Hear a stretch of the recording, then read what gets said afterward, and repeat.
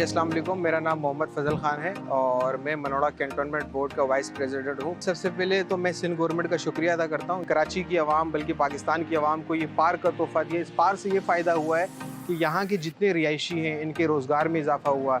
छोटे छोटे जो स्टॉल लगे हुए हैं उनसे यहाँ के लोगों में रोज़गार और हज़ारों की तादाद में यहाँ पर अब लोग आ रहे हैं।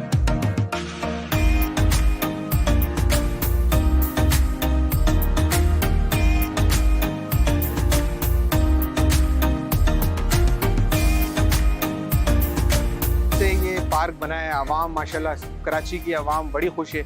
यहाँ पर ये छोटे छोटे गज़ीबो बने हुए हैं। यहाँ तो कराची की बल्कि मनोड़ा की आवाम की तरफ से भी मैं सिंध गवर्नमेंट का शुक्रिया अदा करता हूँ। मैं उम्मीद करता हूँ कि इस तरह के पार्क और भी बनेंगे ताकि पब्लिक के साथ साथ आवाम के रोज़गार में भी फ़ायदा होता रहे।